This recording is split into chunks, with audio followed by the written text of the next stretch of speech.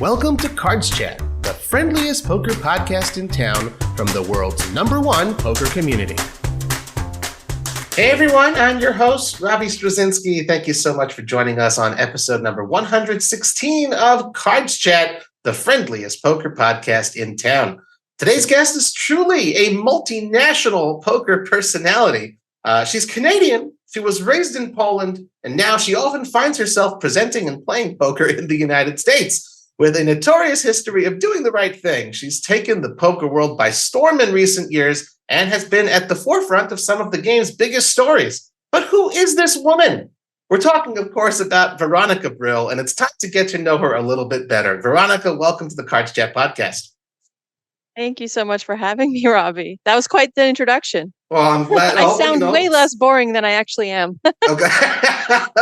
We'll see. We got an hour to find out just how boring you are or are not. But we were talking a little bit before we sort of started the show, and I was just, being very open. Like, we really never had a chance to talk that much. We've met one time back at the WPT championship in December, but just a little bit social media stuff. But that's why I'm grateful for these, opportunity, these, like a good hour to really get to know each other a little bit better. You having a good day so far? I mean, it's early for me. How about you? What time is it for you? It is late. It is 10 p.m. here in Israel. And I learned that you're not talking to me from Vegas. You're living in the Bay Area. Yes, I've lived in the Bay Area for the past 5 years. And before that, it was Sacramento. Everyone thinks I live in Vegas for some crazy reason because I'm there every weekend. I don't know. Is it really that often? How often are you there? No. I mean, it depends. When I was doing Poker After Dark, I was there a lot. Right. Like for a week at a time, like basically living in the area. Sure. But nowadays it seems to be more LA because I've been doing the Nick Vertucci podcast. Sure. So, and then Cleveland. I'm in Cleveland a lot. So I tend to spend my weekends outside of the city of San Jose where I live. Gotcha. Okay, well, we'll try to cover each of those little niches. I mean, believe it or not, actually, I get that once in a while. I go to Vegas 3 or 4 times a year, which is, I guess a lot considering where I live. But people are like, oh, you don't live here? Like, I get that as well. But I guess that's where I'm seeing 3 or 4 times a year. Those are small numbers. Come on, try that in a month. I've done that in a month before. It's a long flight. Yeah. Well, you got to get closer. That's the problem. We'll see. We'll see about that. All right. Well, we do have to kind of start. Let's sort of, I'd say, get this out of the way. But at the end of the day, you will for a very long time be associated with, we'll call it the elephant in the room. And this particular elephant is wearing a questionable baseball cap and keeps looking at his trunk. Of course, we're talking about Mike Postle. Just go back sort of to the beginning of the investigation. You were the whistleblower, but I want, if possible, this has been sort of threshed, and we're not going to beat a dead horse or anything. We'll try to ask a couple things that perhaps you haven't spoken about too much, now that we're, somewhat removed, even though it's technically still ongoing for you. At the time when you decided to go public with it, how daunting was it for you? Or were you sort of, emboldened and encouraged by saying, you know what, I'm doing the right thing. I'm seeking justice here. People will support my cause. Or was there just genuine fear that you were experiencing by going public about it? It was both. Because in poker, we all know our reputation is everything. And there was a possibility that I could be ruining a man's reputation and potentially ruining a fun live stream because I misunderstood the situation and I didn't get the right information I needed to go public with. Right. That was a big fear of mine. But the very last time I did commentary at Stones, I felt when I left, I felt like I was 90% sure that the floor or the person running Stones Live Poker was incompetent and unable to see what was in front of him. In hindsight, now I know why he appeared this way, and he was gaslighting me because he was helping Mike Postle. Yeah. Well, those first few weeks of the investigation, obviously very action packed, for lack of a better word or description. I would say the first 3 days for me, I mean, I was like in tears. I was like, on the phone with Matt Berkey. I was like on the phone with, who ended up being my lawyer, started out like giving me some advice, some, pro bono advice as a lawyer, like, hey, this could be really bad. Like, you may need to put out a statement if it's found out that he's not cheating. Like, I can help you with that. I mean, I was reaching out to people. I was crying, and that most people were not in agreement with me in the way that I did it. But I didn't think that there was a better way, because I had already gone to Stone's management. I had already, sent pros videos, and I just felt like no one was listening to me, and nothing was. No one respected my opinion about the matter. And I really thought that we needed more eyes on it, and we needed more professional eyes. And then Joey on Monday morning, so I posted on Saturday, and Saturday was like 10 a.m. I remember this because I went to the gym and put my phone down because I was like, I don't want to look at my phone while I'm at the gym because I'll end up deleting everything. And then Joey texted me Monday morning because I had been in contact with him that weekend. And he's like, yeah, something's not right here. I think I found something. And when you talk about getting more eyeballs on it, like, can it possibly be any more eyeballs that were on it? I'm kind of wondering from your standpoint. I mean, it's that you just, living a regular life for all intents and purposes before this happened. You're doing your job. You're in the poker community and doing commentary and, involved, just a regular thing. And then all of a sudden, not just the poker worlds, but like it goes beyond, like mainstream on ESPN, the eyes are on you. Again, like, what are sort of your feelings at that point in time of like, did I don't know, bite off more than I can chew? Or, okay, this is real. And, again, further sort of encouraged by these are positive developments. What's it feel like to be in Veronica Brill's shoes?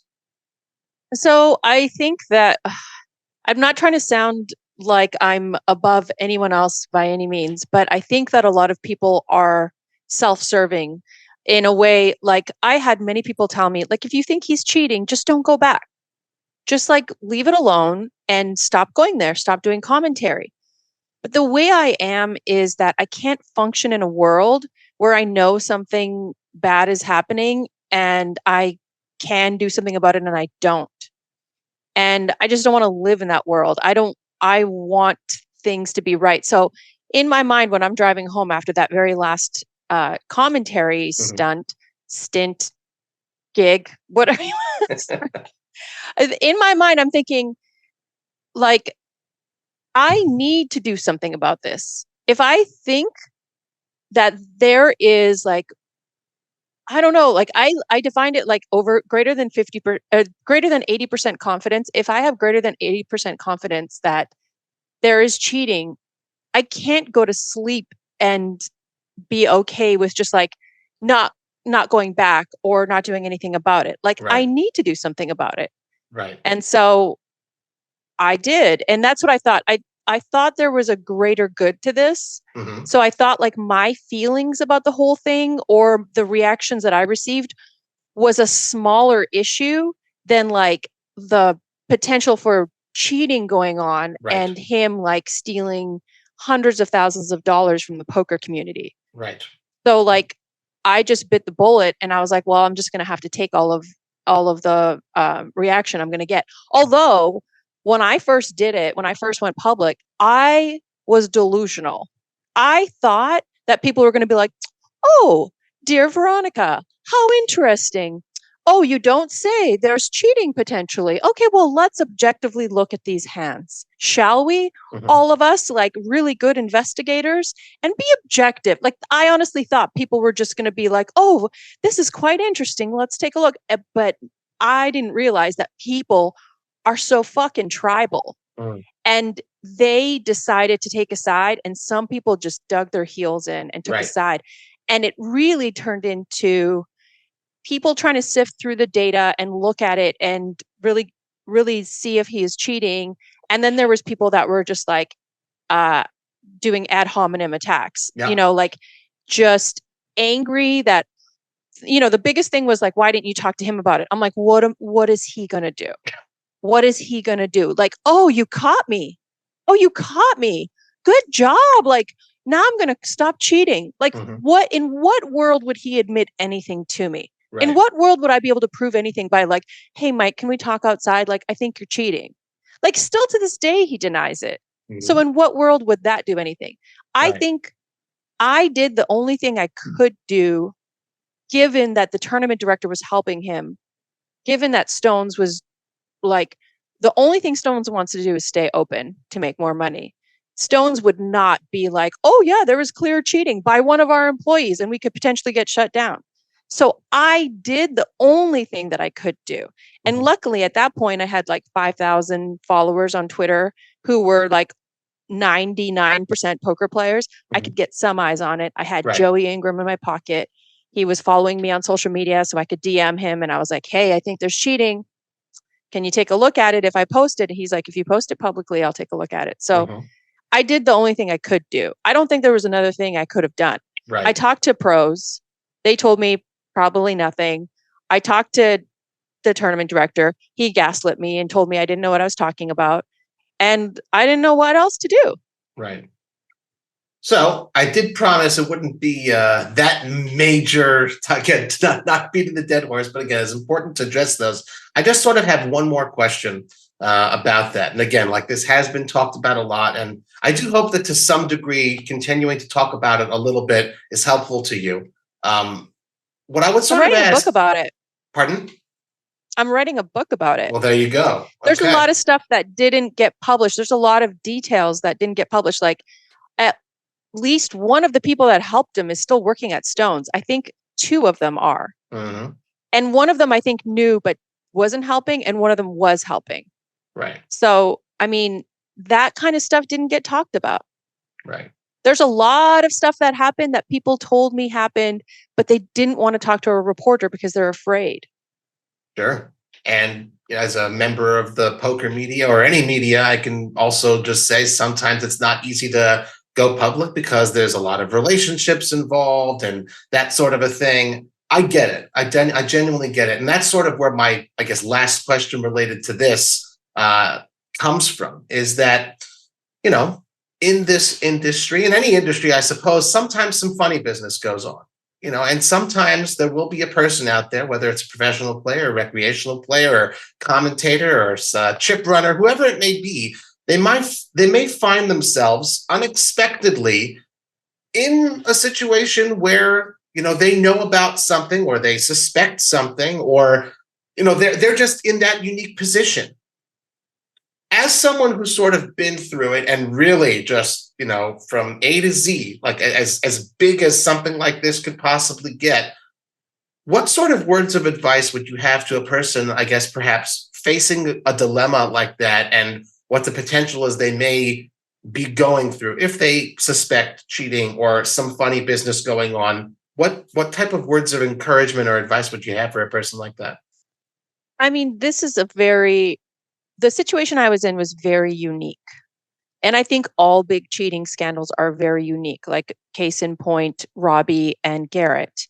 And that situation did not go. Not this Robbie, just pointing that out to our listeners. Yeah, the other Robbie, I was here first. Yeah, go on. Yes. Yeah. So I don't know if there will be another world where you have a live stream where the person running the live stream is directly involved in the cheating. It may happen again, but I mean, I think the best thing to do always is go to the casino management because they're the ones who can nip it in the butt. Going public also is tough because you could be ruining a reputation of someone who's not cheating. Yeah. So I had, like I said, it was unique because I had 18 months of data that I could look to. And it wasn't just each hand in a vacuum. That's the thing. I had 18 months of interaction with this man who didn't study, who was cognitively not able to talk me through a hand, and yet was making more money than my friends who were playing high stakes and studying every day. Mm. And you can tell when you speak to a high level player, how they talk about poker is completely different than a 1-3 player. Yeah. And Mike Postle talked to me like some rec 1-3 player about poker and his hands. And it just didn't make sense. So there were a lot of external variables involved in why I thought what I did. And so if you're looking at one specific hand, it's just like this Garrett and Robbie thing. I looked through all of her data. I went through every single hand she played on those 3 games that she played on Hustler. And if she was cheating, there's just like so few data points that it's hard to say anything. And then like there's no external data for Garrett to pull from because she was like literally not in the poker community until like just recently. Right. So it's just hard to, it's that one just wasn't enough data for him to prove anything.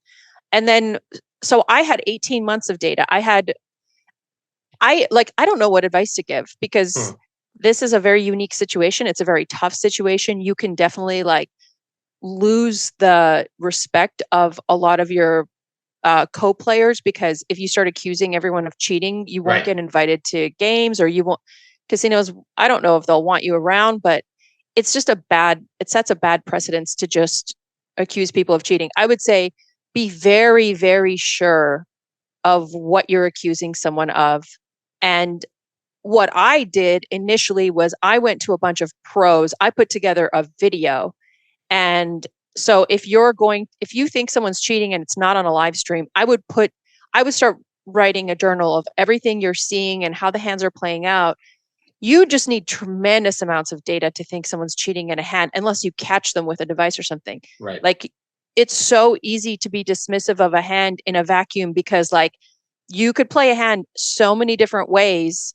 And just because it doesn't fall under GTO doesn't mean that someone was cheating too. So it's so fucking hard to prove it. Yep. So it's an uphill battle. I would just say be very, very sure and have other people take a look at what you're seeing. Seems like pretty wise words to me. I mean, I guess we'll sort of ease ourselves out of it, but you did mention Robbie Jade Lou, and you mentioned, of course, there's your own case, and you said she wasn't part of the poker community. You were, but at the same time, the names Robbie Jade Lou, Veronica Brill were not household names, so to speak, in the poker industry until these incidents happened. Your brand grew and grew. Your commentary became that much more appreciated. Also your skills as far as adding color to broadcast. You've presented Poker After Dark since then. What have the last, aside from all the Postle stuff, let's just push that to the side for if possible. What have the last 3 years been like okay, you're now much more known commodity and again, in the community, you walk into a poker room, everyone knows who Veronica Brill is now. What's that like as opposed to the poker life prior to that?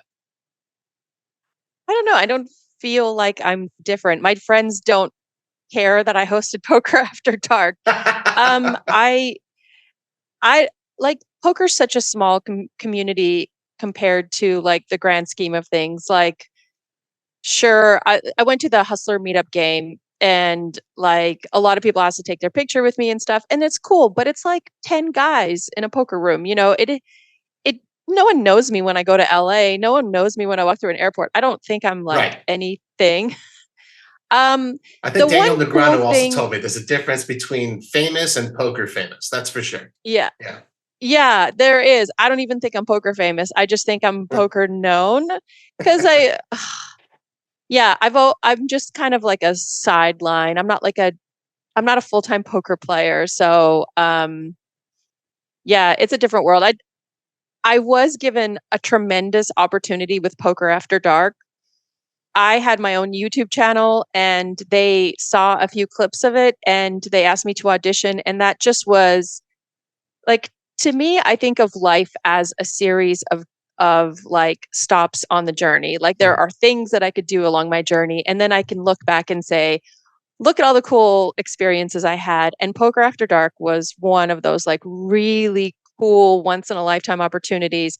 And I was a fan of the show before I even hosted it. So it was just so cool. So I did, I think 2 or 3 seasons. I can't remember. They haven't released a lot of the last episodes I did because GG Poker bought it during that time. And they're like, well, I guess you own it now. So it's your choice to release it or not. And they haven't. But it was a total of 3 seasons, I believe. And it was just a tremendous opportunity. It was just so cool.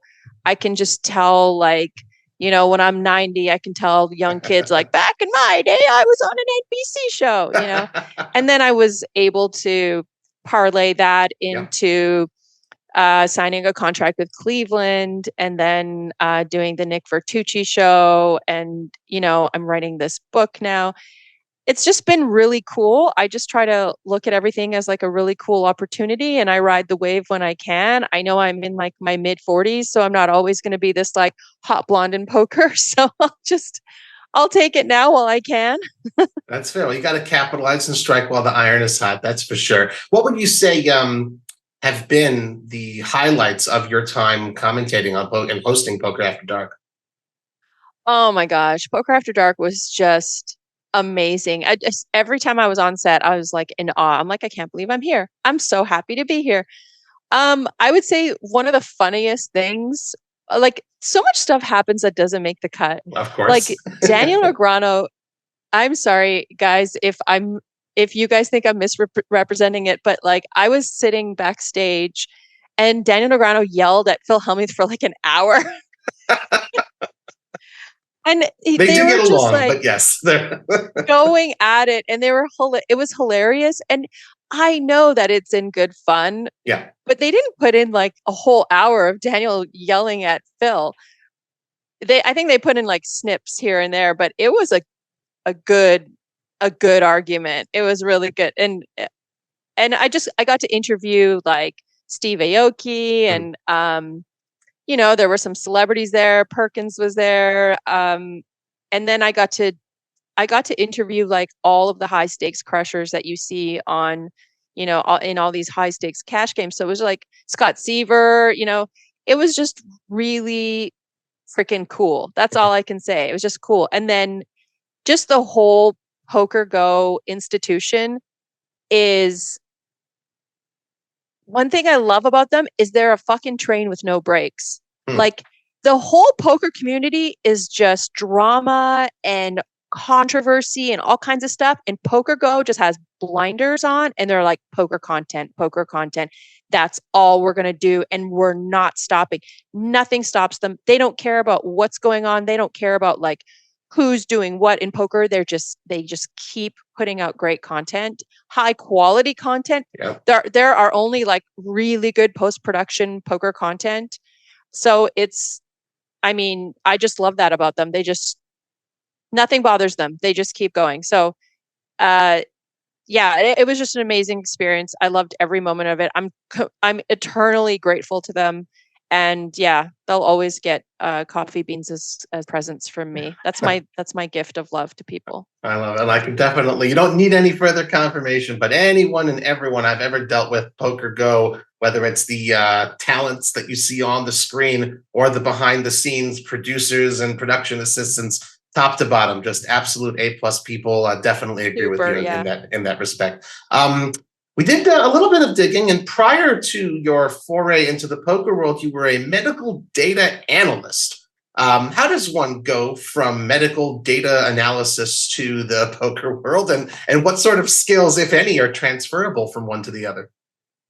So I'm actually a business intelligence developer. So it's basically analytics. Okay. Yeah, and it is in healthcare. Okay. Well, it's because my undergrad's in nursing. So I have so my undergrad's from Canada, my nursing undergrad. And so I have a Canadian, I'm trying not to be very Canadian by saying I took the Canadian RN exam, and I've taken the American NCLEX RN exam, and I'm basically an RN in both Canada and America. I have a Nevada RN. Okay. And so I piggybacked off of that, and I hated nursing. It got to me.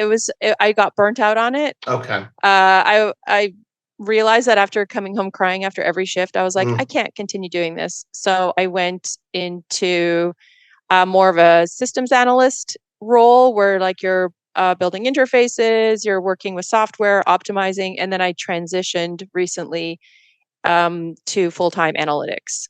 Got it. Okay. Now it makes sense a little bit more. Okay. And as far as the skills that are or are not transferable, man, like that's quite the journey. You said, like almost like revocational training. You're studying to be a nurse and now dealing with numbers. It's not exactly the same thing. And now doing poker commentary, interviews. A lot of things, I guess, seem to strike your fancy. What is it about poker that got its grips into you and I guess, takes you away from the other stuff that Well, so that's an interesting question. When I was younger, I was never like a nursing kind of minded person, I guess. My mom really pushed me to go into nursing because she was like, "Oh, Veronica, you girl, you go nursing."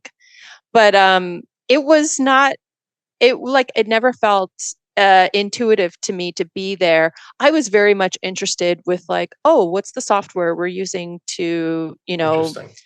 to like type in our medications? Like, what is Mhm. this software? What's the coding? I took a coding class in undergrad. I took a C++ class.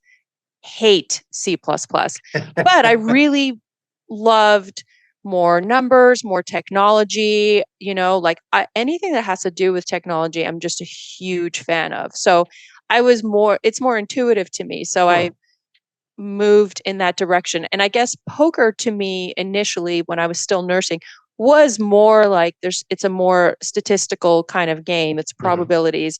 I used to study a lot when I first started, although the studying back then in the mid 2000s was like, not so great, which is why I'm a bad player right now.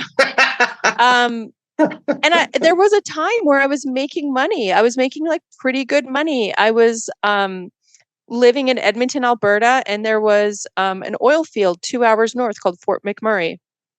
And I'm telling you, those guys dropped out of like 10th grade and they would like go work labor in Fort McMurray and make like $250K a year. And they would drive down to the closest casino in Edmonton, like North Edmonton, which was a River Cree casino.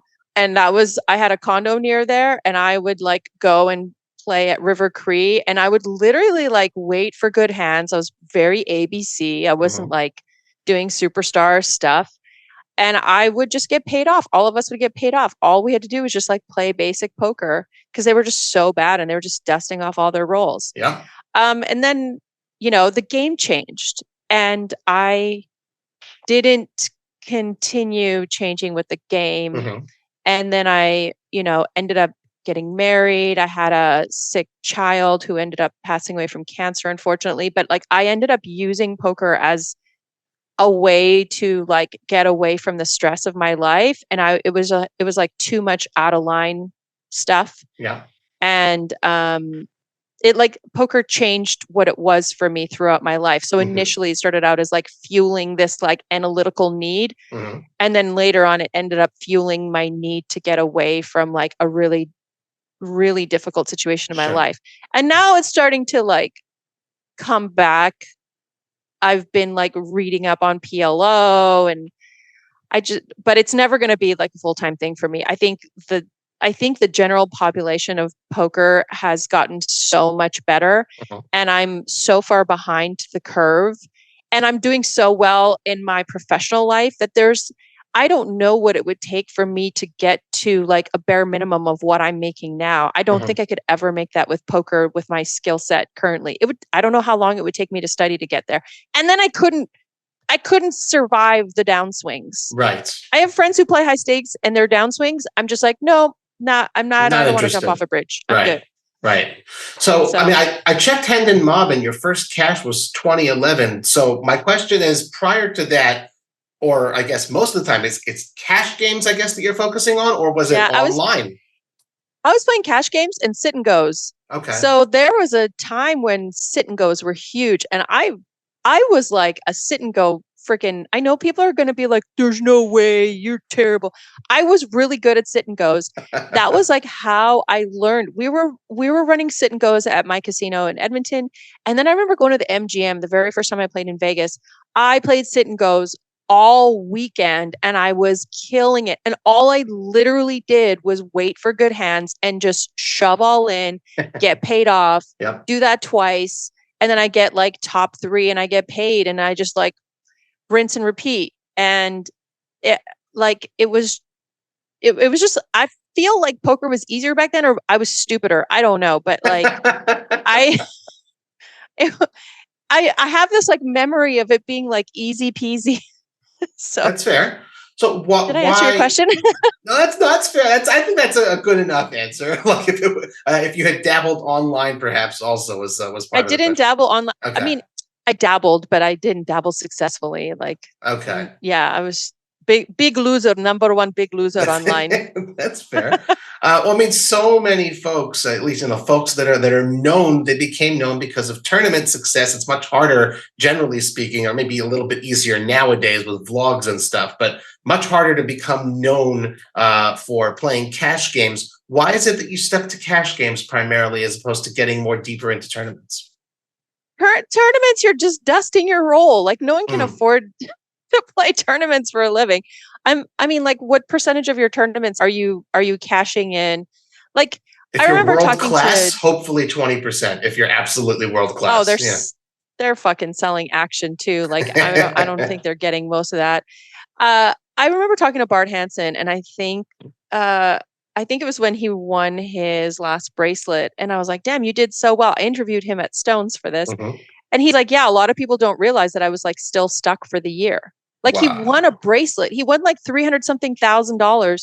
And I'm just like, I can't live that life. I don't want that life. It's not for me. I can't, tournaments are just a way to dust off money unless you're like top elite. I'm telling you, I don't have the time to be studying like that. Right. I don't have the time to be like Pats and like run solvers all day and then like crush tournaments and yeah, sure. It's not for me. Well, again, obviously you're not a professional player, not someone who I don't think wants to be one based on everything you said. Although running deep in a tournament's like one of the greatest feelings ever. Of course. Not that I would know, but yes, I do. I've heard. Yes. I got 13th in the ladies event in 2019. And I was chip leader for like 3 days and like Lexi, I don't want to punch you when I see you, but it's rough. It's tough. She knocked me out and she came in short and I doubled her up twice because she just kept shoving and I had a better hand and she just kept binking. So it's okay, Lexi. Like I don't still think about that moment. At all. Lexi Gavin Mather, I believe, is the reference. Shout for out those to who Lexi. Don't know. She just got married too. That's right. Well, maybe we'll have her on as a future guest here on the CardsChat podcast. Yeah, find out why. I want revenge. No, I'm just kidding. There you go. Took out Vanessa Cade, right? I took out Vanessa Cade in like 14th, and then I got 13th. So right. brutal. Okay, there you go. Well, definitely a tough field.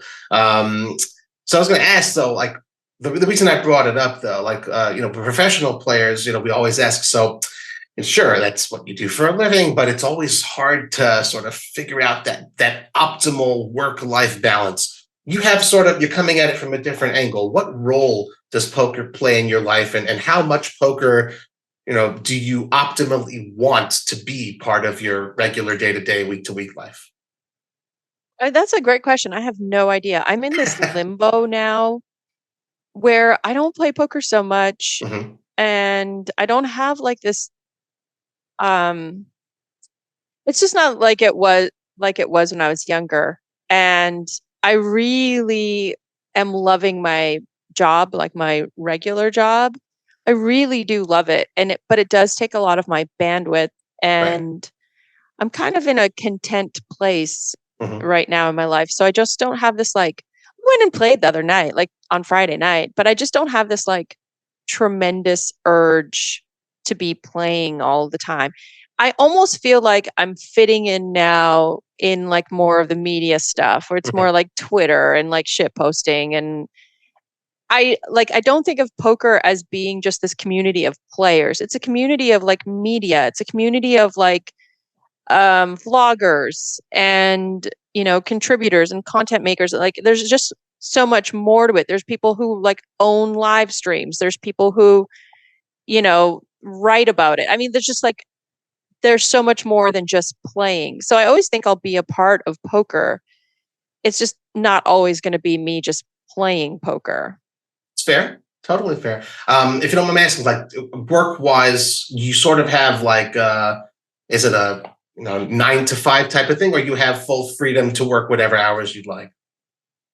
Because that leads into my next question. My job's like, well, I mean, if you could start before 10 a.m., that would be great.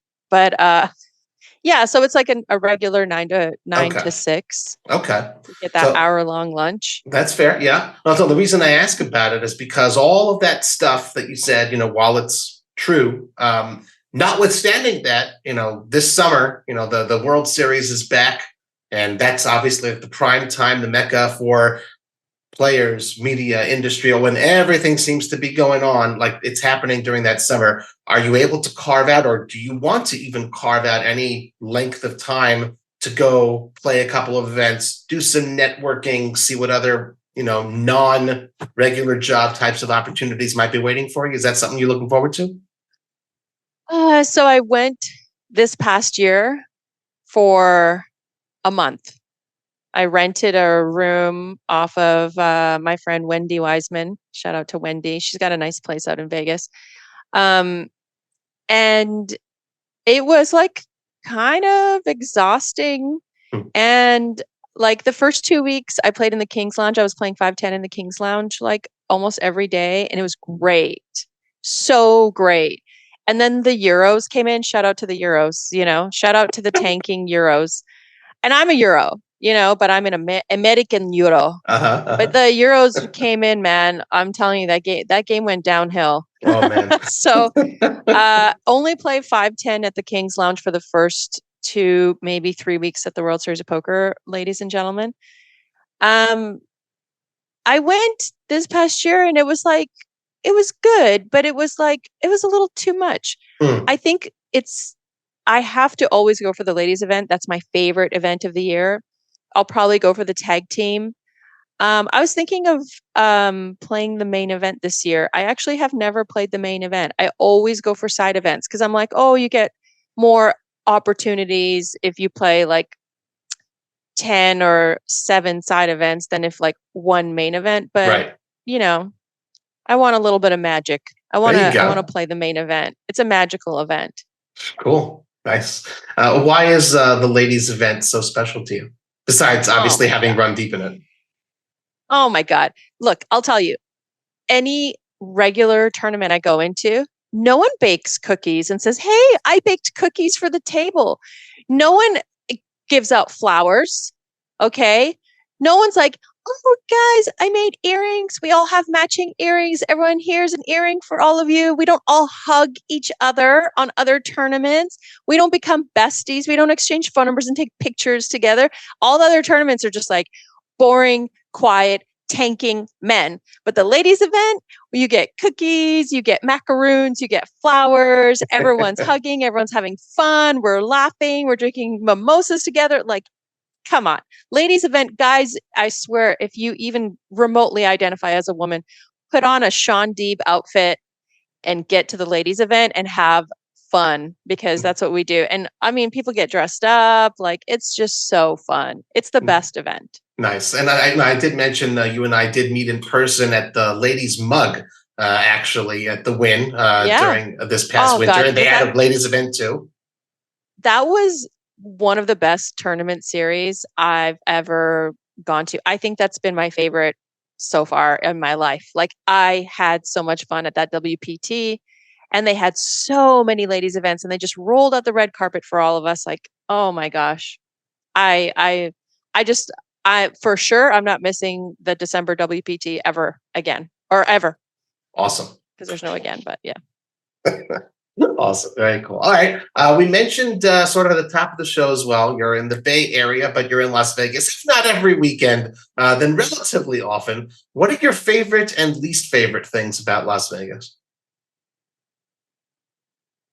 The smoke for sure is like least favorite. So I'll be honest with you. The least favorite thing is I get out of line when I'm in Vegas. So when I'm at home, I'm like working out, I'm running, I'm reading, I'm studying, I'm doing studying for my job. I'm, like a more like optimal life. And when I get out to Vegas, it's like some freaking switch turns on and I'm out of line. Oh, alcohol? Yeah, let's just consume all of that. Oh, let's go to a club. Let's go to the strippers. Let's go to the most expensive restaurant and dust off everything we have. It is it is so frustrating that I get so out of line in Vegas and then I'm exhausted when I get back.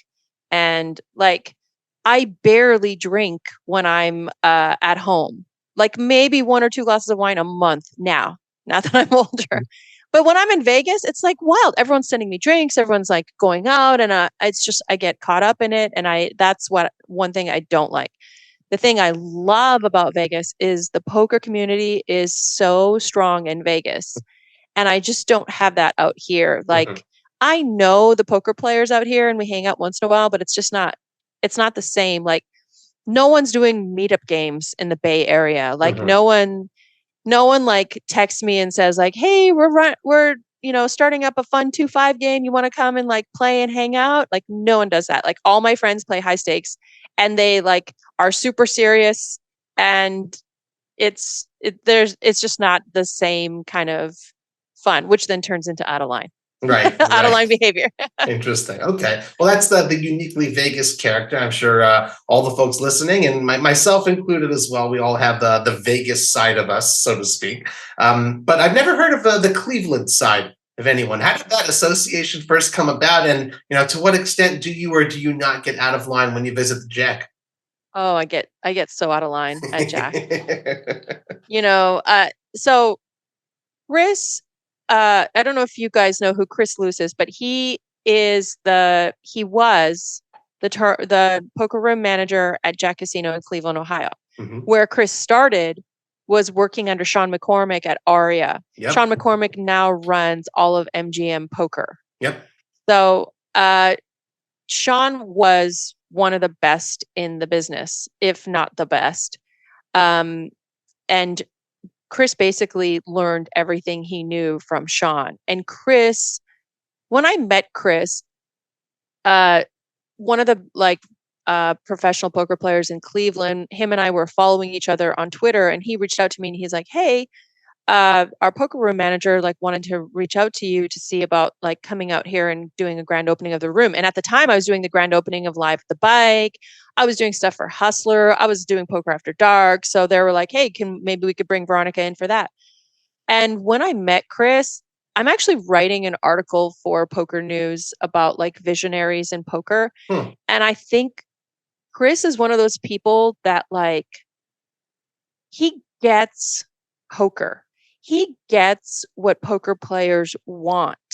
He gets how poker is changing and how we can't be like, "Well, we did it like this before. We're always going to do it like this." He gets how a poker room needs to be poker focused or poker player focused rather than like management bottom line focused. And so when I saw that in him, like just from the moment I met him and just hearing him talk and talk about the room and talk about the players, I was like, wow, this guy gets it. And Right. he was very thoughtful of having women in the room and like how to make the room more inviting to women. And I know he was trying to do everything in his power to like bring more women's tournaments and tournaments in general and more like fun tournament games, bomb pot games. And so I thought he was like, honestly, I think he's a visionary in poker. And he just recently left Yep. that poker room. And I hope that he finds a poker room that sees his vision. And he can go and like it. And I don't know if Jack like really saw his vision or like the management who are non-poker players understood it the way he does. Right. And so yeah, so I got caught up in Cleveland. Caught up, that's a bad word. I think like I enjoyed going to Cleveland, and it's like 5 degrees of separation from Poker After Dark because Sean McCormick works for Aria, which like hosts Poker Go and Poker After Dark. So yeah. Right. Well, there is an old joke. What was there to do in Cleveland before they built the Rock and Roll Hall of Fame? I don't know what. Wait for the Rock and Roll Hall of Fame to be built. Um, but all kidding aside, for those of us, I including love myself, Cleveland, by the way. exactly. It's a great city. I have to say, shout 97% out of our listeners are from Cleveland. Actually, I kid. But I've never been. And all kidding aside, I got a lot of good friends from Cleveland actually here in Israel. They moved here. But all kidding aside, like, what is the Cleveland poker community like? And, when you do go there, sort of, what do you see sort of as your role and that you bring to the table to help, boost the profile of the Jack in the Cleveland poker community? I'll just tell you, I have no idea why they hired me. They no, I was there to like obviously promote the room, and like I put out a bunch of vlogs, and I would speak with Chris, and like we would talk about what kind of promotions he wanted, and yeah, so they kind of like trusted me with everything. They were like, okay, you can record as much as you want in the casino, you can put together your own videos. Like a lot of the money they used to pay me, I used to pay my video producer to create videos to promote them, because I'm like, look, if you're going to pay me to come to Cleveland, I'm not going to just like pocket the money, play nitty 1-3 for you, and then just leave and just be like, fuck you, Cleveland. I was like, I'm going to put together vlogs. I'm going to record, like, I'm going to interview local players. They've got 3 local poker celebrities that have World Series of Poker bracelets. And those people need to be promoted. There's like a lot of good poker in Cleveland. Can we get some shout outs? Also, what are their names? Yeah. So my girlfriend, Katie, she won the first bracelet event of the 2022 World Series of Poker, which is the casino employees event. Right. I remember. Right. Then they have a guy who won the 10K PLO, Sean. God, he's going to hate me if I forgot his name. Okay. Sean. You can look it up. You're in the media. I am. Yes. I'll try to look it up. Keep going. Yeah, I think I can't remember who the third person is. Or they're like, or I think I know Katie's Sean brother Troha is also very successful. Yeah. So they've got like a strong history of poker. And I'm in the Bay Area with the historic Bay 101 casino, and there's no freaking PLO. But you go to Cleveland, Ohio, there'll be like 3 PLO tables at once. Nice. And there'll be like double board bomb pot tables. Like there's just like, it's just so fun in Cleveland. And Chris was doing everything he could to try to make that room to be like a haven in Ohio for people to go to. Unfortunately, the management recently did not share his vision, so he quit. That's fair. But yeah, I mean, like Cleveland kind of reminds me of, like, I'm gonna date myself, but Cheers, the show, who like the main character of Cheers, ironically, was just at Poker Go Studios for their charity event. Ted Danson, Sam Malone. Yeah. Ted Danson, yeah. So it reminds me of that, where like everyone knows each other. It's got like a warm feel. It's like a fun atmosphere. Hella degen, hella gambling. Really good, juicy cash games, and like, yeah. I mean, it was just great. It reminded me of like my hometown of like in 2006 and 2005 when I was playing poker and like crushing the locals at River Creek Casino. So yeah, it kind of reminded me of like back in the day, like a small hometown casino. Nice. Okay. I do want to circle back to one thing though. You said, it was important to you, and you saw that Chris really wanted to bring more women to the Jack, and to do ladies events. You've said that you enjoy the ladies events so much, and you shared specifically the type of vibe, and it's great. Is it important to you that we reach parity of like 50-50 kind of thing, or just that we keep this momentum, or does there need to be some sort of, in your opinion, like a watershed event of a woman making the final? Like, are those musts, or is it more of just keep doing what we're doing and like a gradual growth would be nice? What's your view on that? We have no choice. It's going to be a gradual growth. Mhm. I think what WPT did is like a step in the right direction, but this is like a systemic issue. This is not just a poker issue. This is like Mhm. a STEM issue. This is like women, like when I was, ready to go to university, I was encouraged to go into nursing and not into engineering. Mhm. So this landscape will change as society changes, and society is changing. So more women are going into STEM, more women are going into medical school, more women are graduating with undergrads than men now. So as women go into more mathematical fields, as misogyny goes down, and men start to be inclusive of women in their groups. And when I say this, people are going to get mad, but there is, like, look at Solve for a While, look at Upswing Poker, look at these groups of men, Run It Once. It's groups of men who become friends, who share information and start businesses together.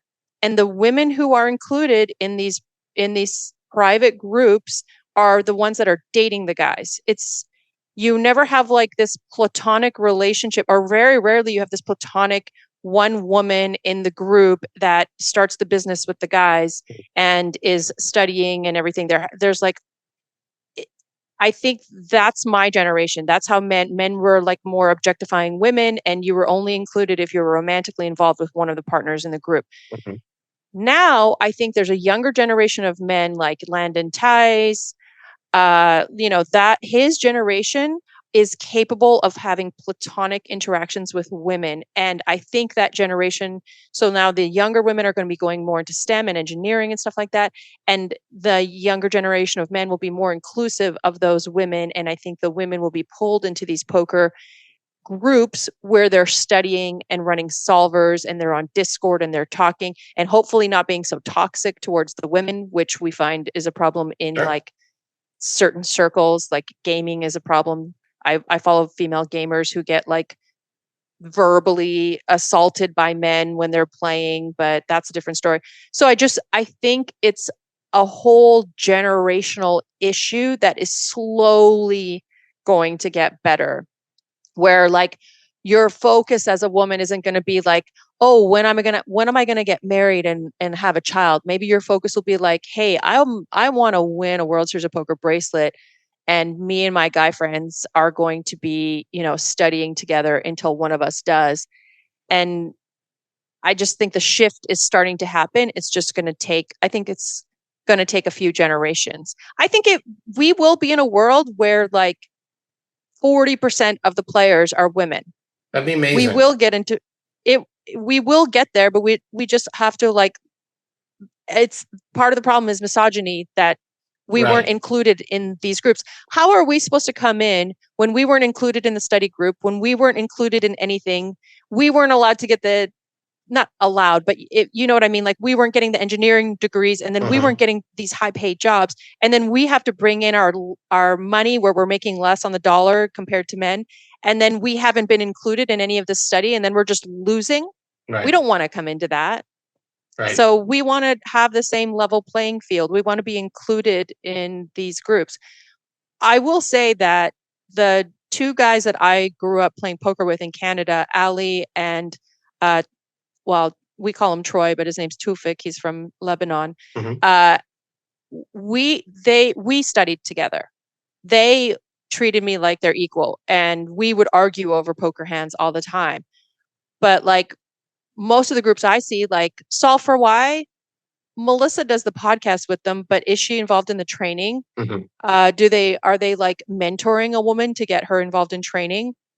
Upswing Poker, is there a female coach?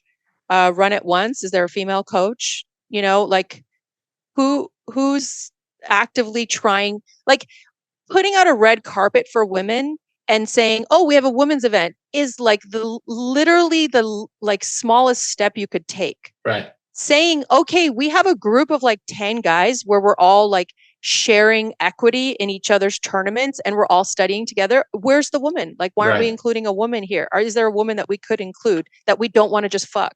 Right. So I think that Sorry, I don't know if you're allowed swearing on your podcast. But here we are. It's the CardsChat Podcast is very happy to have you here with us. I can tell you that. That's for sure. No, and honestly, it's important to, whatever language one uses, it's very clear that you're passionate about it, and it's important to speak your mind and not be, feel muzzled in any way. More power to you for it. I don't think, like anything, whatever the demographics are, the actual data points, it can't switch overnight. As you said, I do think it's gradual. And I think also, like on an industry side, when you hear that the WPT has more than 50% of its employees as women, on a much smaller level, here on the CardsChat Podcast, we have over 25% of our guests have been women across 116 episodes.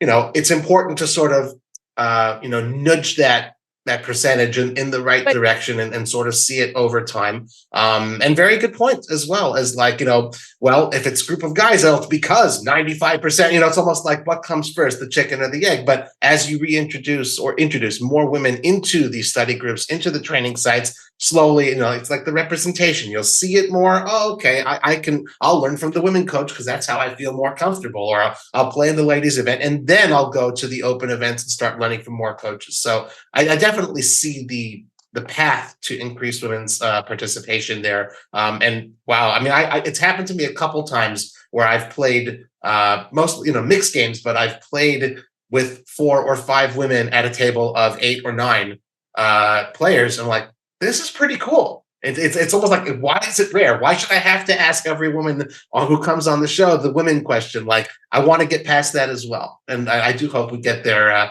Hopefully, if the generations are short, but not the generations from now, but hopefully well within our lifetimes. Well, what's interesting is like when you say that, the WPT meetup game that we had at the World Series of Poker, or during the World Series of Poker, but it was at MGM. We had 3 horse tables and 2 or 3 PLO tables, all women. Yeah. And tell me why when I go to a casino and I see a regular horse game, there's like not one woman.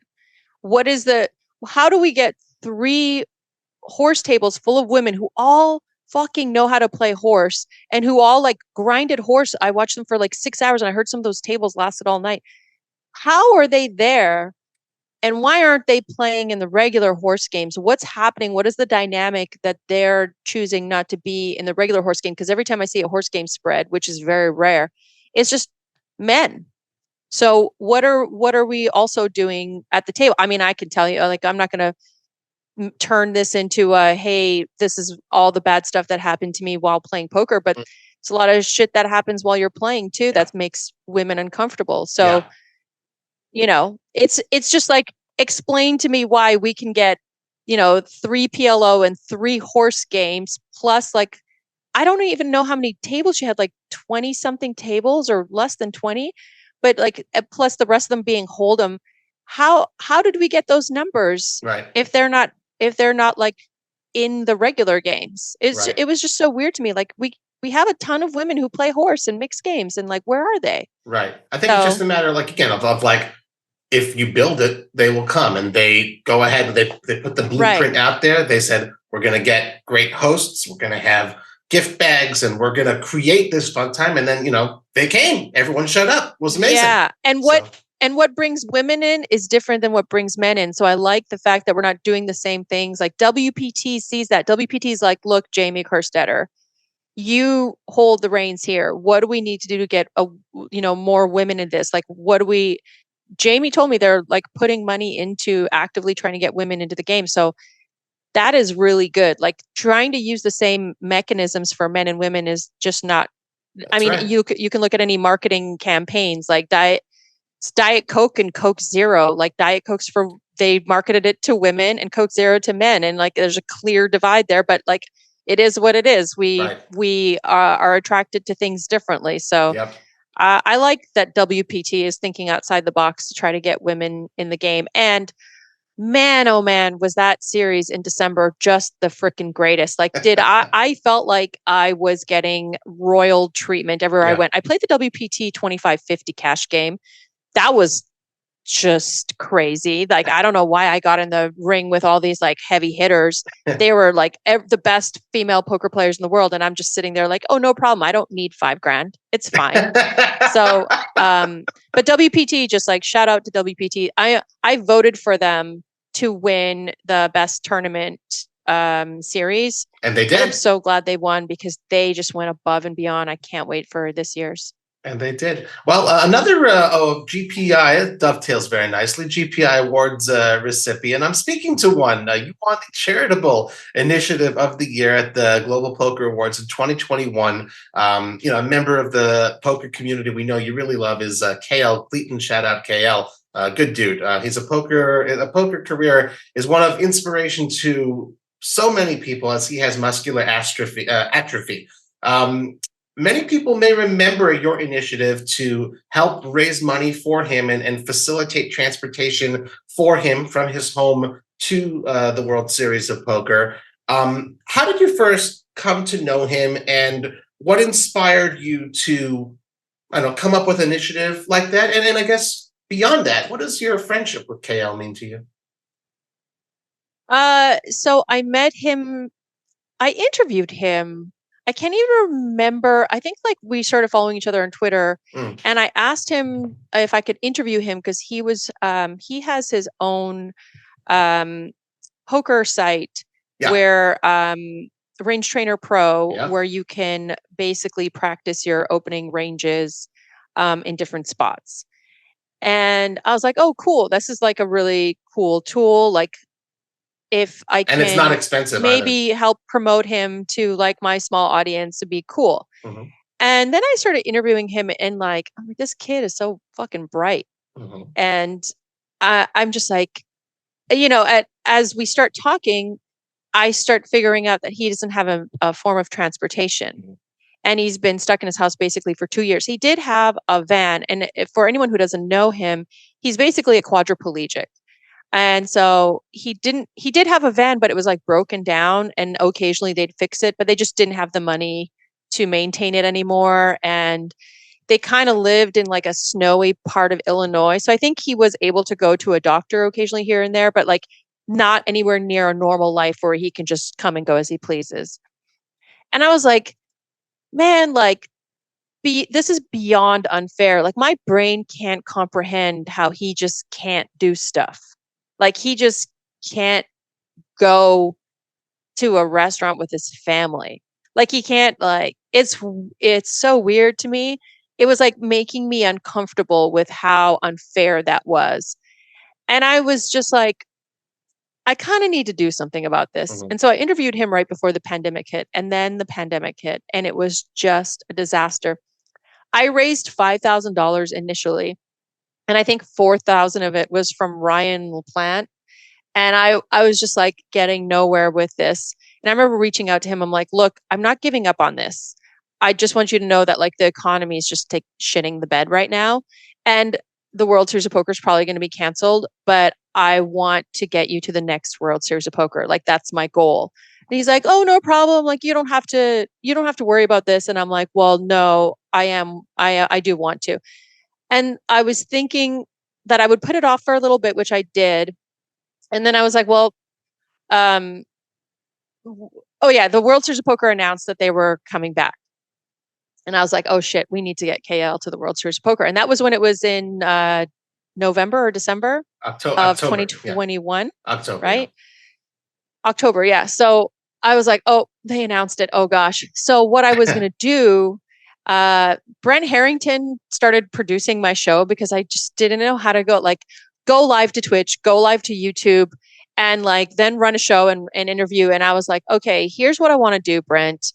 I need a producer, and I want to start a fundraiser for KL. And I'm probably going to have to do it every week until either I raise enough money or the World Series of Poker. Right. And the most insane thing happened. I blocked off my calendar for it was 20 Saturdays. And I was like, okay, so we have 20, 25 weeks or whatever. Let's get to work. Literally, it happened on the first day. The first day, I booked almost every single poker celebrity I had in my freaking Rolodex. Yeah. And And also Phil Hellmuth just showed up randomly because Daniel Moon got wind of this fundraiser and she saw that we were online and she jumped online, and then she I don't know who she talked to. I think she got a hold of Brent and she gave the login information to Phil Hellmuth, and Phil Hellmuth freaking shows up in the fundraiser, and I didn't even invite him, and he donates. And then after that, it was like wildfire. Right. And we were like roasting KL, which was like the theme. He loves that. So he really does. yeah. I mean, like, I remember Brandon Shack Harrison, Jamie Kerstetter were like the two of my last, and Benny Glacier was also like one of the last ones. And I remember those three were just like, they didn't want to roast KL. And I was like, this is the point of the show, guys. Right. Roast him. But they're like, we can't roast a guy in a wheelchair. I'm like, do it. But yeah, it ended up, I only needed to do one. And I think we roasted KL and had the fundraiser for like 6 hours. I asked like 3 or 4 vloggers to repost my Twitch stream on theirs. Right. And then Kevin Martin also went live on his stream on mine while we were fundraising. That also helped. So I just basically was like kicking down every poker celebrity's door. And I was like, please help me. If you don't want to donate, just please repost me or whatever, retweet me. And we ended up going live on like multiple Twitch channels and on my YouTube channel, and like everybody, it was just wild. By the end of the day, we ended up raising, I think like, I don't know, like 50,000 or something. Mm-hmm. And he initially told me like 75 or 80,000. And then later on, he told me it was like 95,000 he needed. But anyway, I called Bill Perkins, and before the fundraiser, I was on the phone with Bill Perkins in the parking lot of my work on my lunch break, being like, please, can you donate 25K? Please. Right. I know that you've done so much for me. I know you helped me with my legal fees versus Mike Postle, but I am begging you. I had to give him the money back, the leftover money from the legal stuff. Mm-hmm. And I was like, I still had that. We were giving him back a substantial amount. And I was like, Bill, please just let me keep 25K of it, please. And I finally convinced him. He's like, what? I remember like calling him and I'm like, okay, Bill, he said, if you raise 25K, I'll match it. I'm like, perfect. So I raised 50 and he's like, oh, I guess you don't need it. I'm like, no, I do, because I need 75,000. And then we ended up raising more than 75,000. Anyway, shout out to Bill Perkins, my biggest donor. And then Johnny Vibes, 10K. Yep. And yeah, it just and then I was like exhausted, and KL's friend Adam took over with like getting the vehicle, registering the vehicle. Like I was just like mentally, after that fundraiser and having to contact people and everything, I was just like, it was a whole community of people that helped make that happen. That's what I'm saying. It wasn't just me. So it was the freaking poker community. And that's what makes everything fucking worth it, is the poker community is just like the fucking best. Yeah.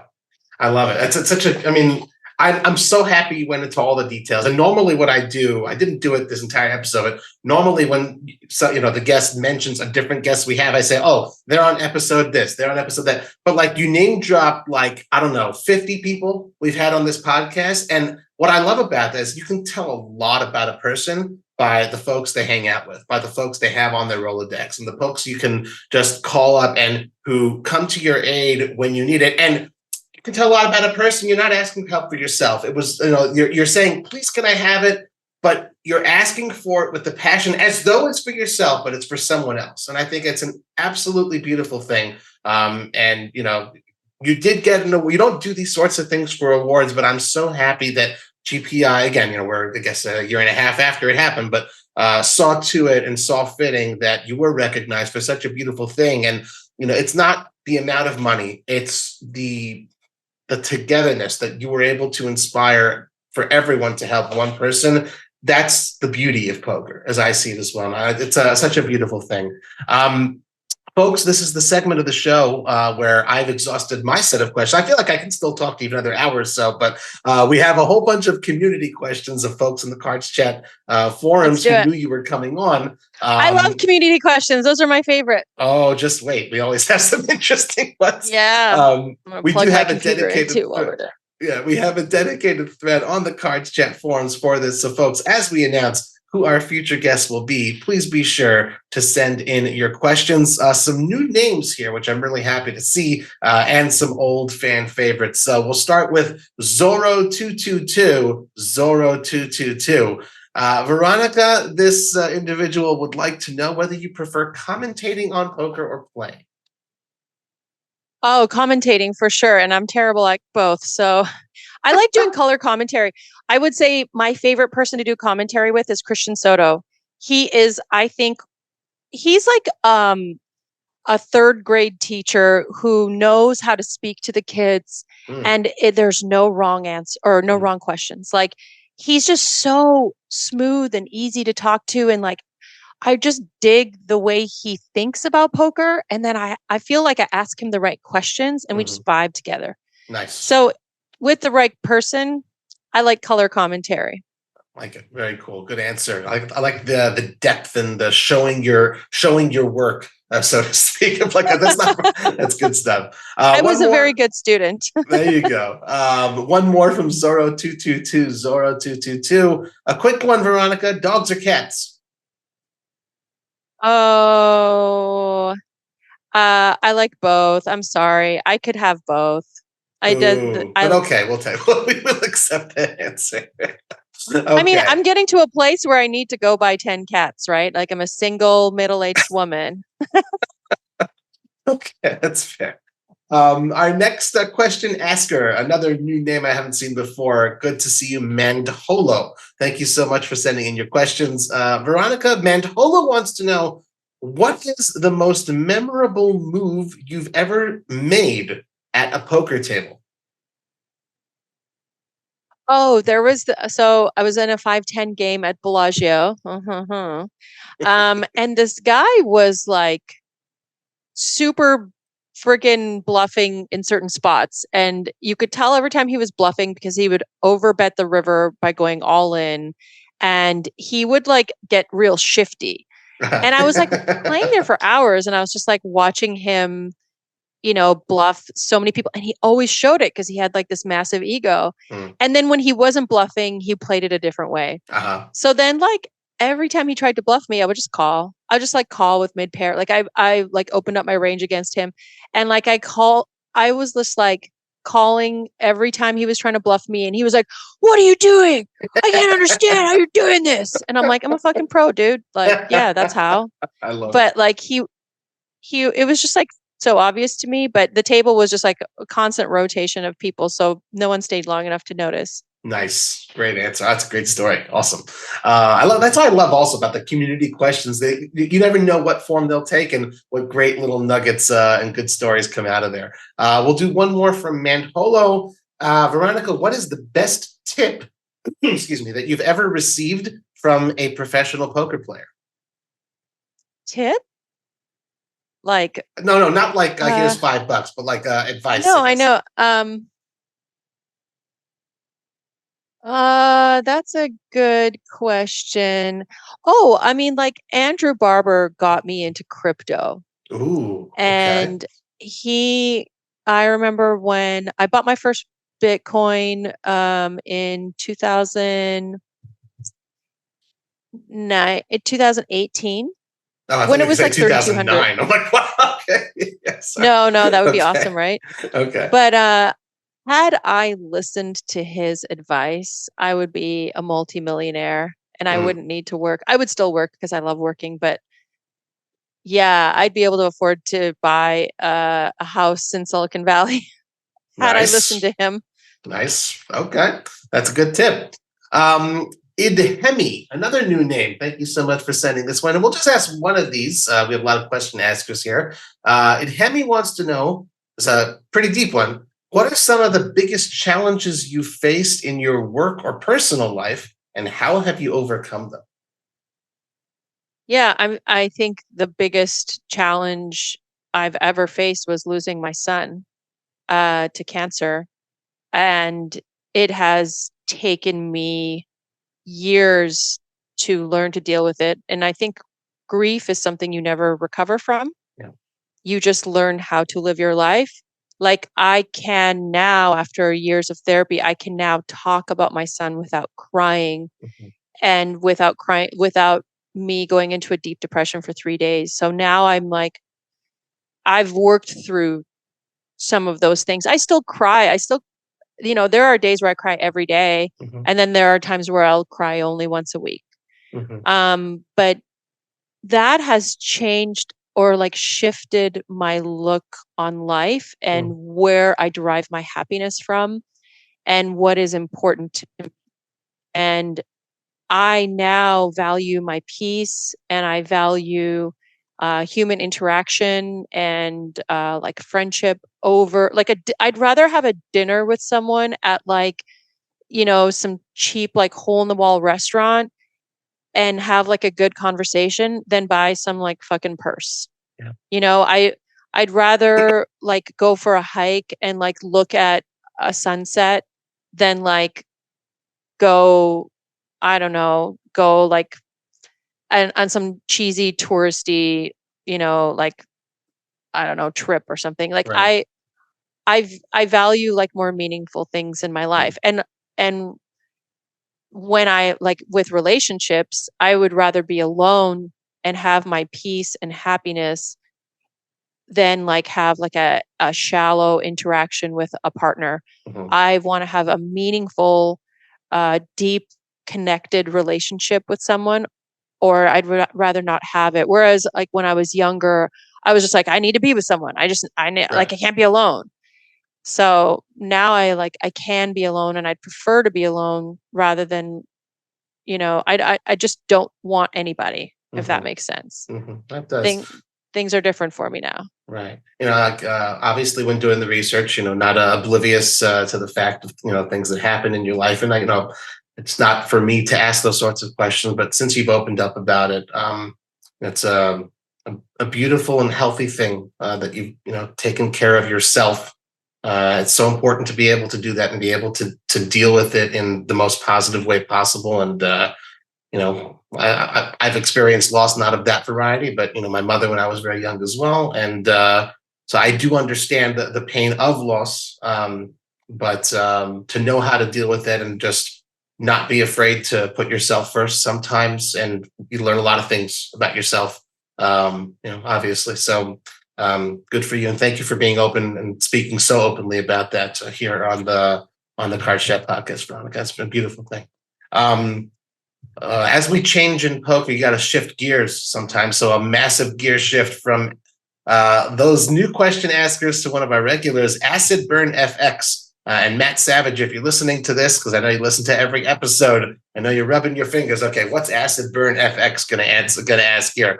Always ask some interesting ones. Veronica, if you became invisible for a day, what would you do and why?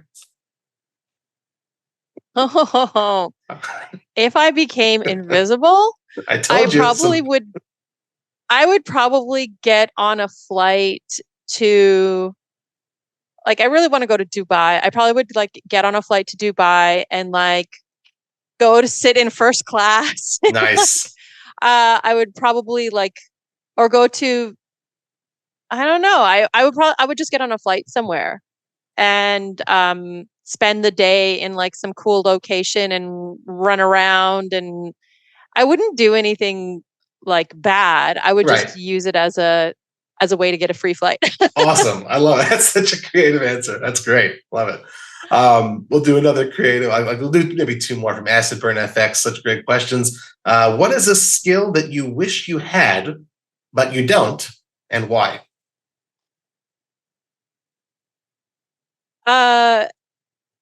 I wish. So I struggle with discipline.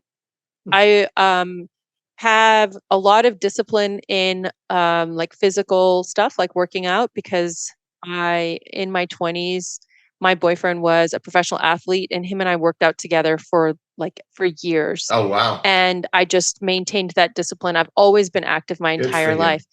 But the studying, I was lazy when I was younger. I never really gained good study skills. I took a very scenic route with school, and my That's a parents great never expression. helped me with studying.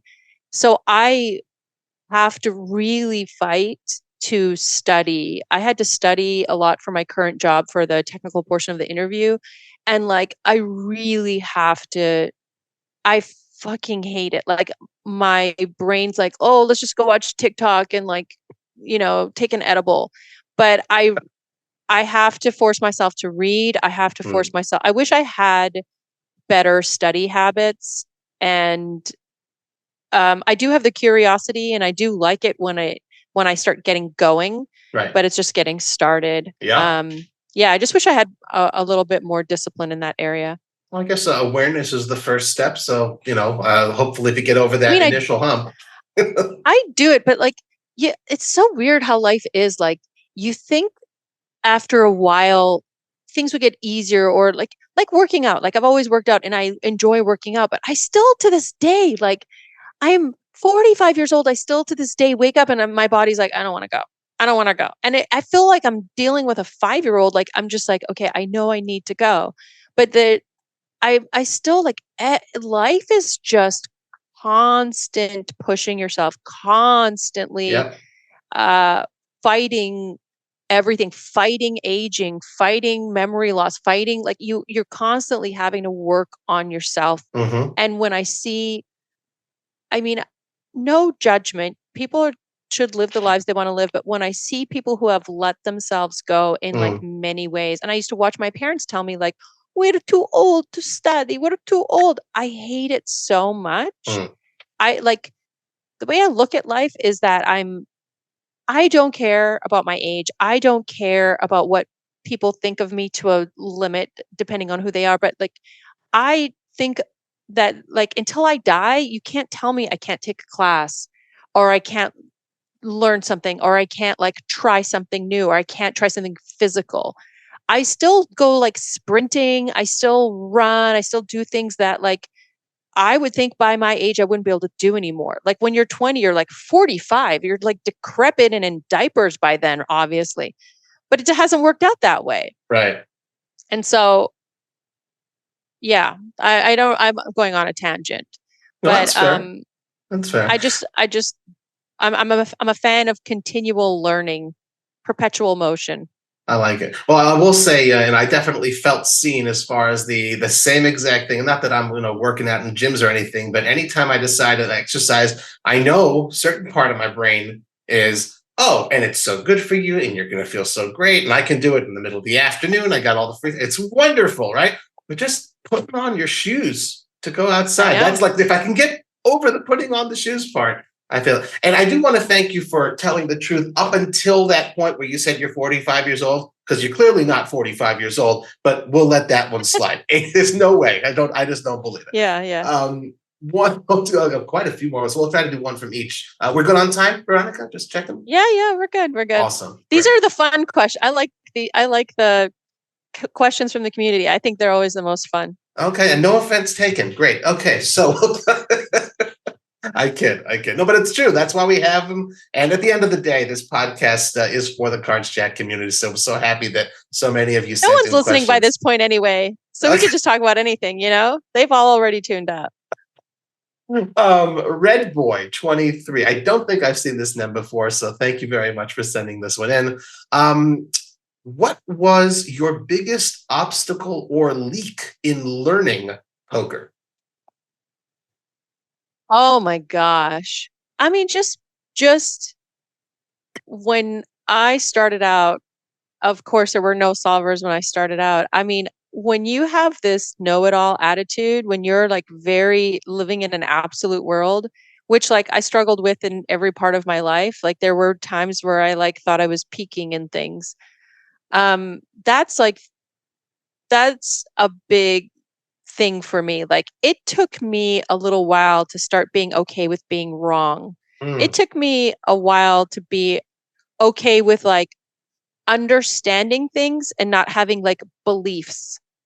So I don't like dig my heels in and die on hills mm, with with like pieces of knowledge. Sure. It's okay to just have things be fluid, like understanding of things be fluid. Like, okay, it's like this now, but when evidence changes, that changes. And so like having an attitude of knowing it all and like having it figured out and like thinking everyone's, stupid for their suggestions, Hmm.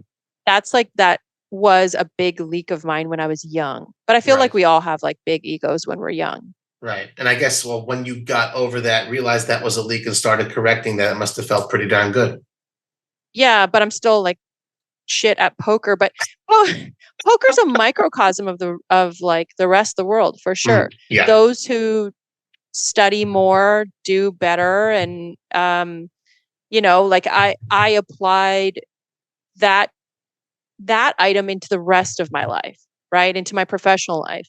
And so now in my professional life, I don't have this pressure to feel like I know everything and then I have to be like that person to everyone. I'm okay with being wrong. I'm okay with saying, you know what, let me look into that and get back to you. Mhm. I don't have to be this like all-knowing Wizard of Oz. Got it. Okay. Cool. That's fair. Crystals is our next question asker. Thank you very much, Crystals. Good friend Chris Robinson for sending these in. Veronica, we talked about it a little bit before we went on the air, and you've done a little bit of an accent a couple times thus far on the show. Your Twitter handle of Angry Polak. How did that come to be? Why did you choose that one? You don't seem that angry. So I come from a very loud Polish family. And when I say loud, like anytime we had non-Polish, like Canadians over at our house, because I grew up in Canada. Yep. Well, that's the They'd be next like, question. oh my Go on. God, why is your family yelling? Like, why is everyone so angry? I'm like, what are you talking about? This is not angry. This is not yelling. Because I like, even when I do the Nick Vertucci show, his producer's like, why are you yelling? Why are you so angry? I'm like, I'm not angry. This is the way I talk. And so I like, I remember my brother had a girlfriend and they broke up. And I remember reaching out to her. Poor thing would come to dinner and like the women in my family would be like, why you fat? You fat? Oh my God. What's going on? Like just very straightforward. But Oh, I wow. grew up with like these super matter of fact women. Right. And she And they just weren't couldn't being handle rude. it. And That's just the culture. Right. I get it. they just like shot from the hip. And I like now, I mean, obviously working in corporate, I can't do that. But like, I remember speaking to one of his girlfriends after they broke up or on Facebook or whatever. And I was like, hey, is everything okay? She was like, I had such a hard time with your family. Oh. Like everyone was just so loud and like straightforward and I'm just not used to it. And so everyone thought I was like, we were angry and yelling. And so I made it Angry Polak. That is fair. And it's kind of ironic. It's a little ironic. It's cute. I've been talking to you for an hour and a half. I'm like, I haven't seen 1 ounce of anger in you. I don't get it. It's very I mean, we cute. all can get angry. Sure. I'm just trying to, yeah. As long as we're not dating, I don't get angry. I just get angry at guys I date. All good. All good. Well, we know Crystals is from Canada, and also you lived in Canada for many years. Crystal says, well, your Hendon map lists your nationality is Canadian. And from what I see, you grew up out west. I guess he's meaning like British Columbia or so that area, or Alberta. Yeah. Alberta. There you go. So what did you like most about living in Canada? Crystals wants to know.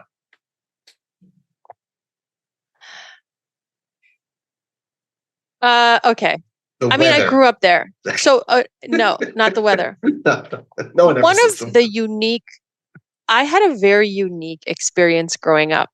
First of all, Canada's way more multicultural than most like US cities. Mm-hmm. And I live in San Jose, so I think the Bay Area is very multicultural. It kind of reminds me of that diversity.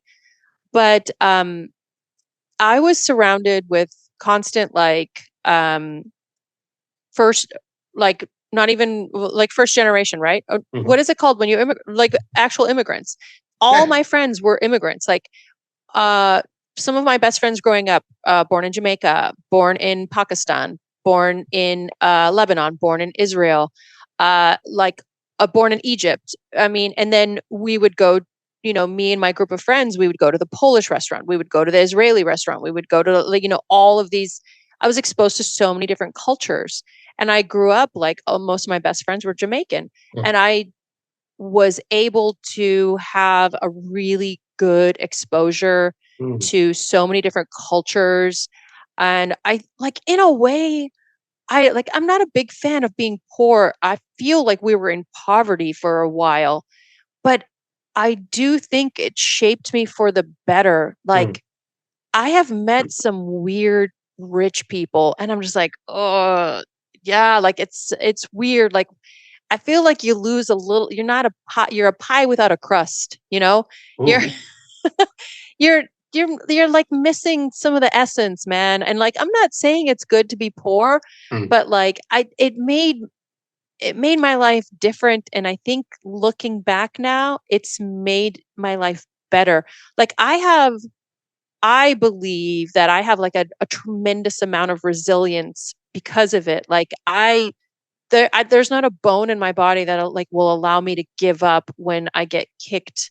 I just don't give up. I'm like, okay, if this doesn't work out, I'm going to go do this. One door closes, the next door opens, and I'm just endlessly relentless. And so I think being brought up in Canada, being exposed to so many different cultures, I have a different view on things. And I find a lot of Americans are kind of secluded. And depends on the area. Right. I think Bay Area is a little more diverse, but America's an interesting place. Yeah, it's pretty big. 330 million. There's some states that seclude themselves. I don't want to get too political on this show, but it's all good. It's all good. You got to be your authentic self is most important. Baloo, 1982, another name I have not seen before. Again, just great to see these. Thank you so much for sending these in. When did you play your first ever poker tournament, and what was that experience like for you? Oh my God. Everyone knows that the first time you set foot in a casino and play a real tournament for the first time, you're petrified. So I would say the first real, would you call sit and go a tournament? Sure. I was playing sit and goes at the MGM. Oh, okay. So my very first real tournament was Palace Casino in West Edmonton Mall. Shout out to West Ed. Wow. Okay.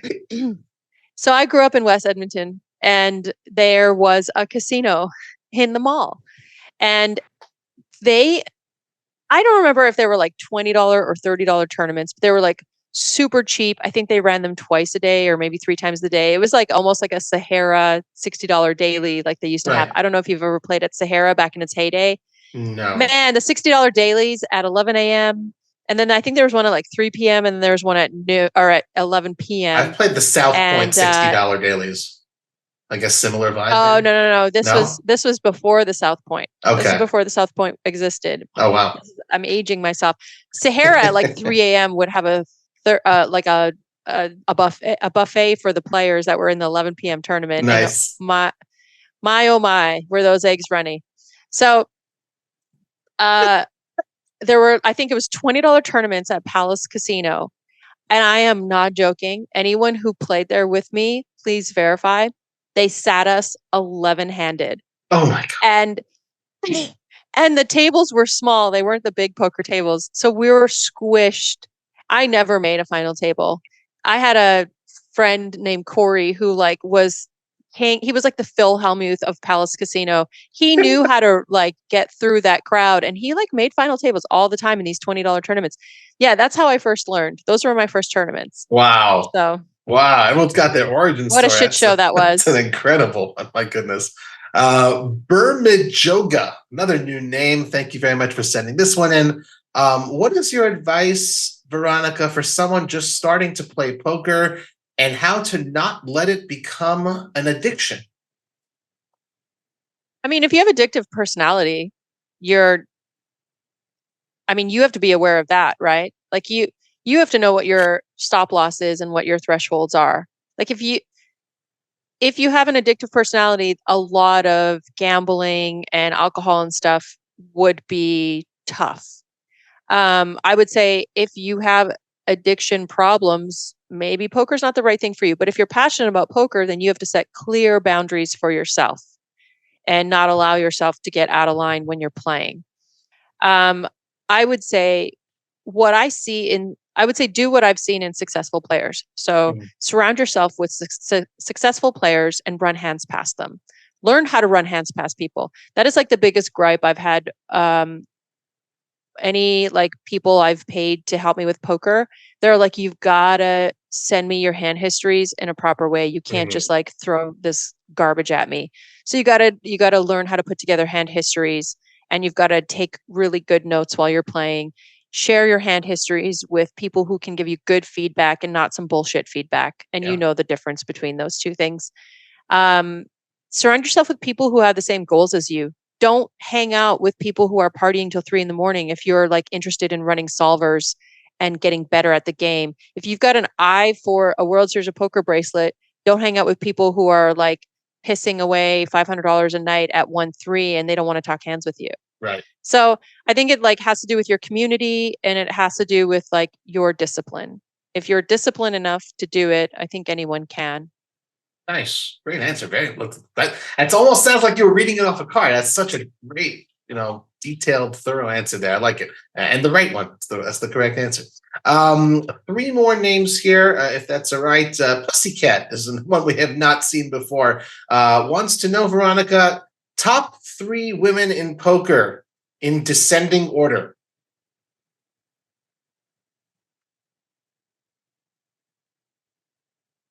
I don't know how to put these in order. I think Okay. Jamie Kerstetter,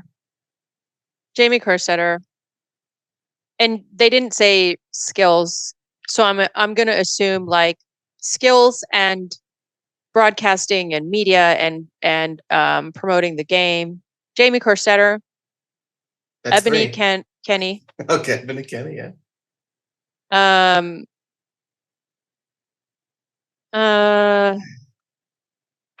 Oh gosh, there's just like so many women now that are so good.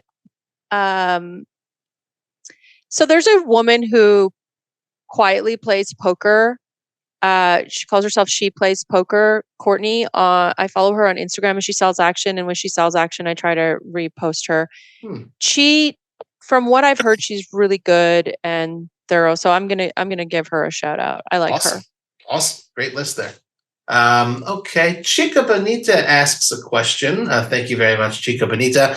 You've sort of answered parts of it, so I'll tweak it a little at the end. Says you have radically changed your place of residence several times in your life. Tell us where you really enjoyed living, I guess the most, and are you happy, or I'll tweak this part. What are you happiest about in the place that you live right now? You said San Jose in the Bay Area. I would say my favorite place I've ever lived was Sacramento, California. And that's where I started doing commentary at Stones.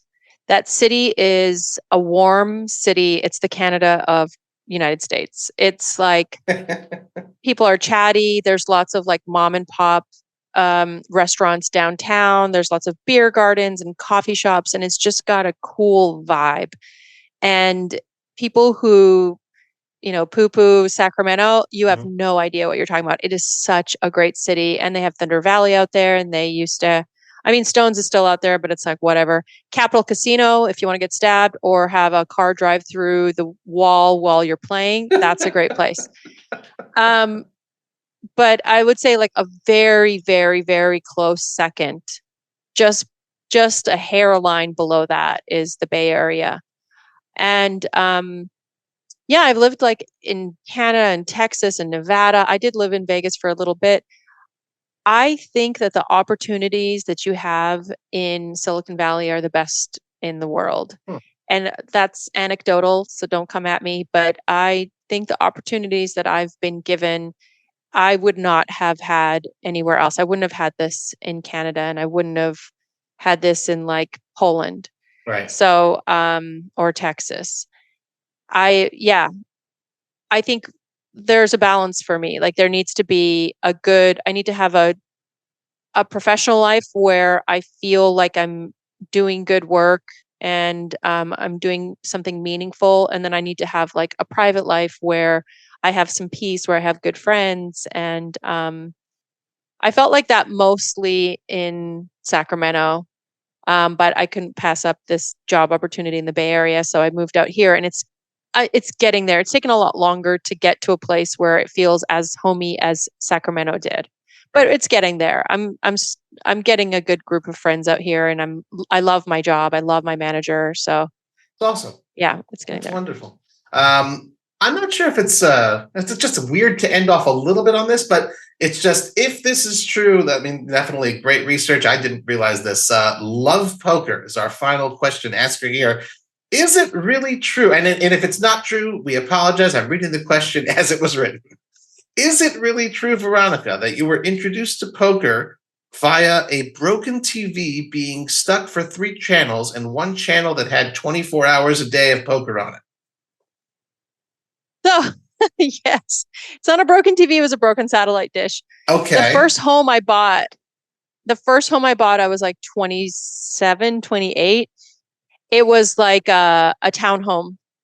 And it was like $130,000 home, just under 130,000. It was like a cute little first home. Uh-huh. And after my parents helped me with the down payment, and after I got that house, like the first 3 months, I had no money at all. I remember like living off of $50. Luckily, my parents lived like a mile away, and I would go to their place and like take food from their fridge. Right. Yeah, we've all been And all there. I did, Yeah. yeah. So, the person who sold me the house left the satellite dish. They just couldn't be bothered to remove it. Okay. And I didn't pay for cable when I lived there. I couldn't afford it. And so it still worked. It was still giving me like 3 channels. One of them was in Canada. We have this 24/7. I don't know if it's still on in Canada. Right. This was a while ago, but it was like a 24/7 poker channel.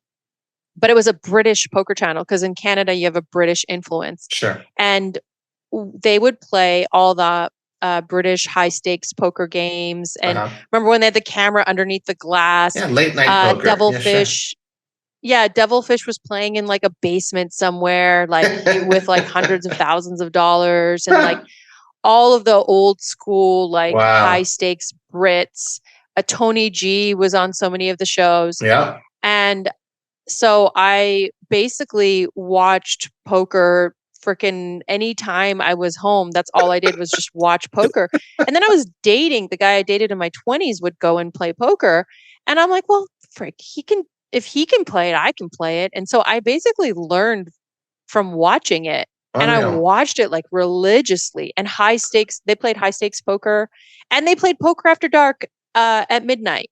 And I used to watch Poker After Dark when it was a sit and go. Mm-hmm. And I remember they had ladies week on Poker After Dark. I'm like, I could do this. Incredible that I like hosted Poker After Dark for some seasons, right? Yeah. But yeah, I that's all I watched was poker, and that kind of got me playing. Yeah. That's amazing. Had I not bought that house, I would have never played. Right, exactly. It's a funny way the life, sort of twists and turns. And like you said, I could do that. I don't know if you meant host the show. That's pretty damn amazing.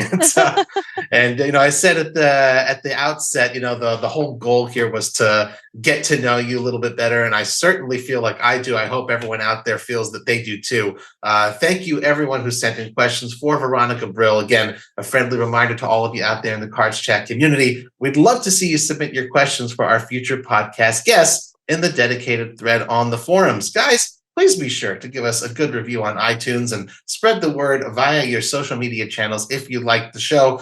Veronica, it has been absolutely delightful. Thank you for your time. Before we let you go, is there anything else? I appreciate it. Is there anything else you'd like to share with the Cards Chat audience?